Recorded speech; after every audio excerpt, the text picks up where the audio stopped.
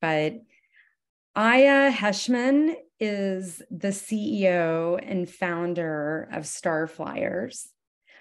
She also has a background and experience working with the European Space Agency and other entities in association with Space Medicine. She has just an extraordinary story and is currently in Cairo, Egypt. And I'm assuming you are also fasting as well this month. So thank you. I know we're 3 days in, and it is it's such a special month. And it's such a great month to set intention.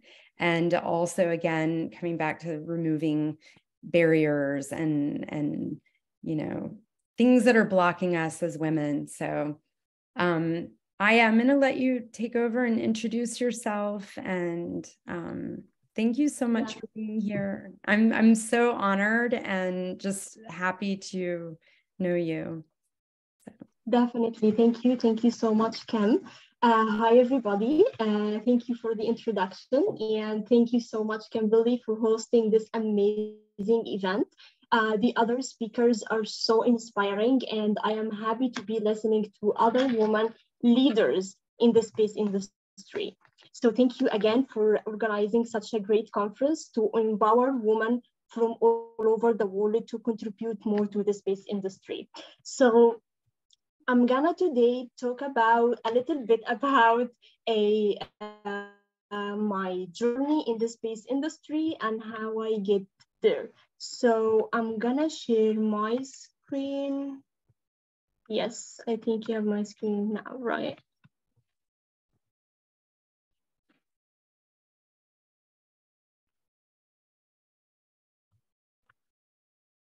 We can see your screen. Do you want to put it in full view, Aya? No, I'm just, I think there are some black boxes in front of you, right?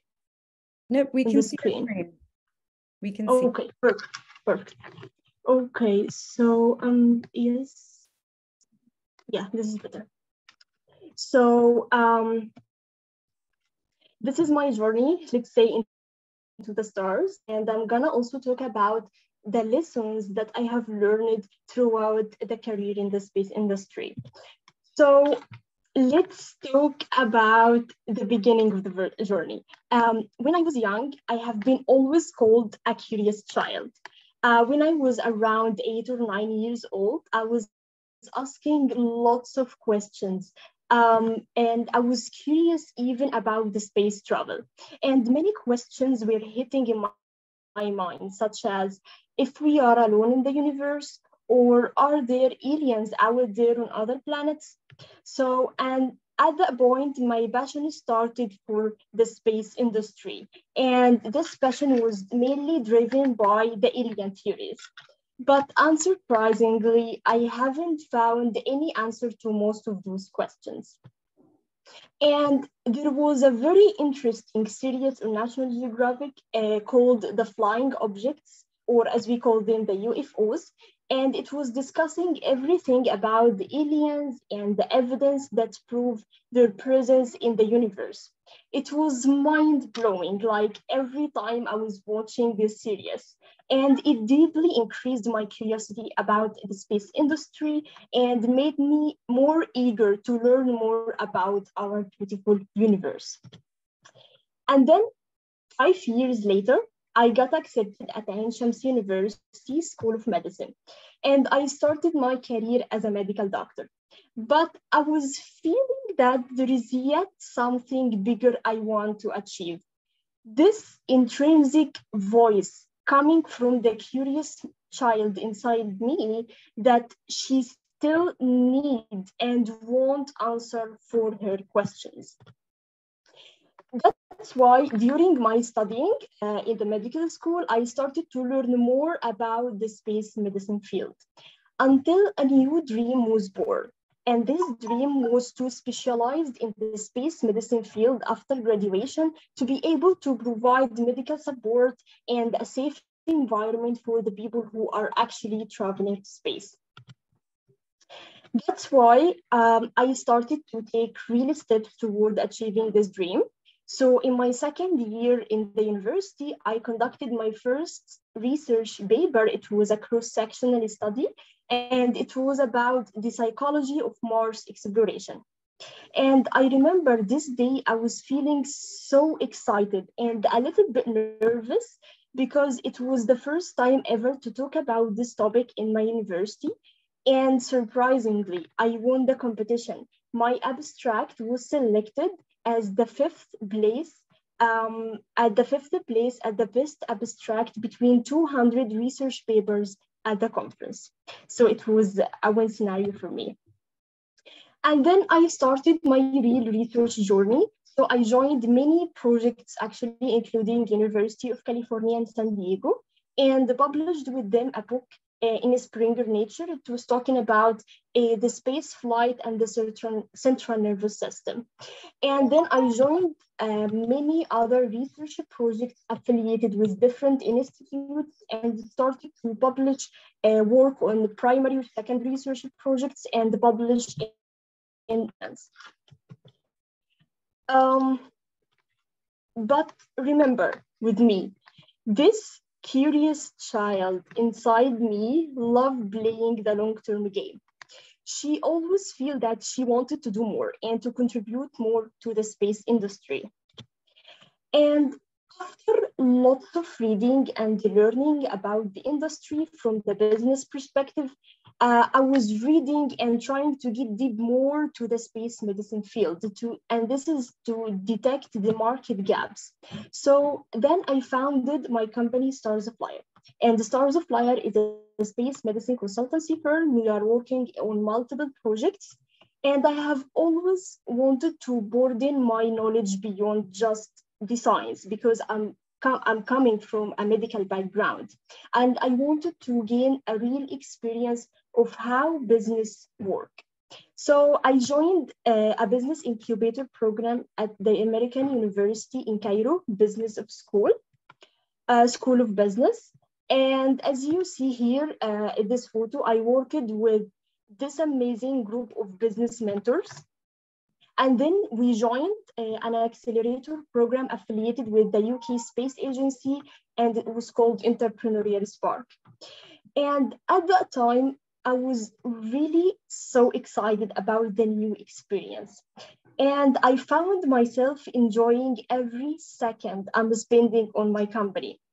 I literally put hundreds of hours in work, from talking to executives and other business owners in the space industry, to recruiting a team and managing business financials and learning everything inside out about my business.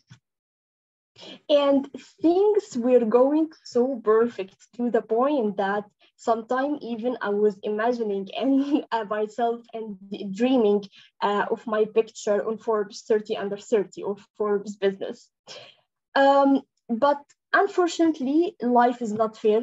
And because things don't always go the way we want and are not always perfect, after starting my company with only 6 months, I burned out.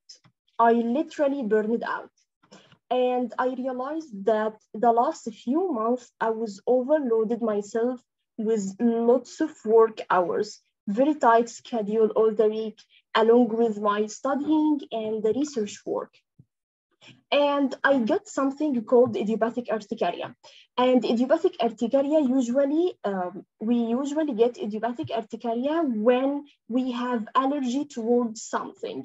But I got it due to the psychological stress. Because I was not paying attention to my health, my immunity overreacted, and I got those red hives, as we can see them here, all over my body, even on my face. And I literally spent 2 months suffering from those painful spots all over my body. So at that time, I had to stop. I had to take a break for 2 weeks to be able to re-energize myself and regenerate my energy. That's why my message for you ladies today, especially the founders here, take care of your health. By the way, the entrepreneurship journey is a very exciting journey. And I believe that you will not be able to know your full potential without starting a business. Starting a business is a great way that can help you do what you love and unleash your full energy. But starting a business is also a great way to burn out and to lose your health, whether the physically or the psychologically. And I believe whoever got into the business world know this very well. So again, please pay attention and listen carefully to your body signals, because such an important asset, which is our health, we cannot ignore. But don't worry, this was 2 years ago, and I'm totally fine now. And in StarsFlyer, things are going great actually, and we are launching a new project to support students in the space industry.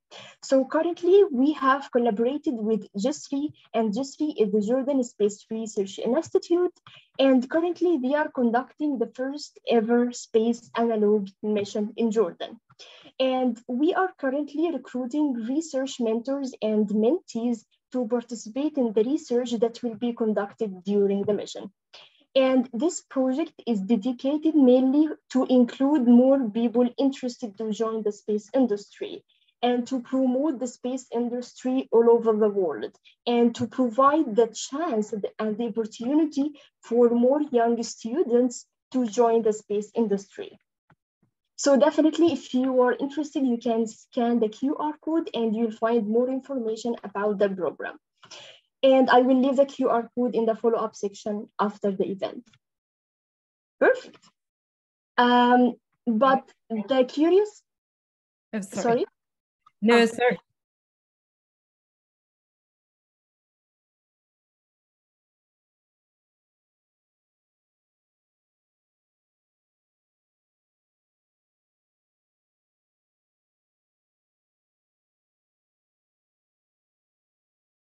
Company in the MENA region, in the Middle East and Africa, and we are specialized in designing high-tech fabrics for the next lunar and Martian generations.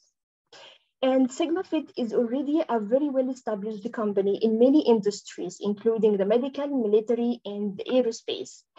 And our ultimate vision is to dress humans on Mars, and we are investing our efforts to make this happen. We believe that the clothes and what we dress could do a lot more than being just stylish.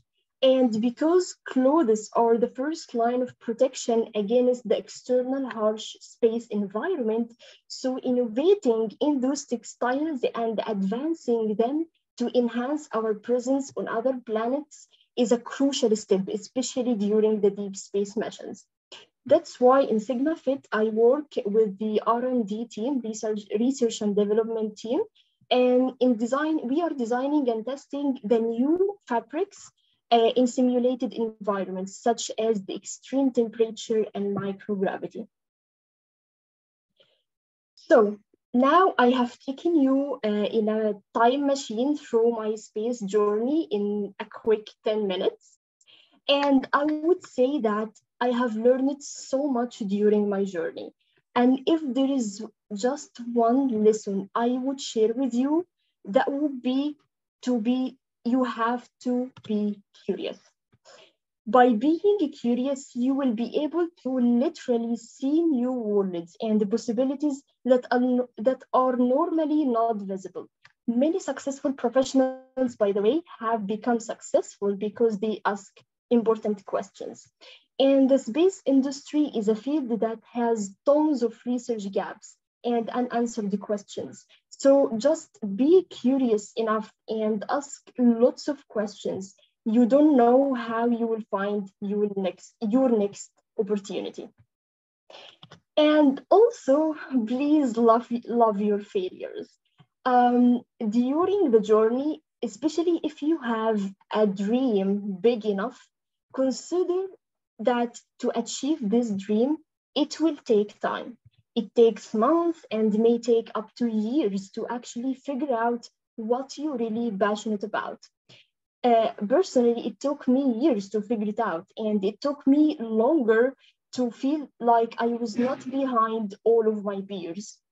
But as long as you had a goal and you are persistent enough in achieving this goal, you will definitely end up there.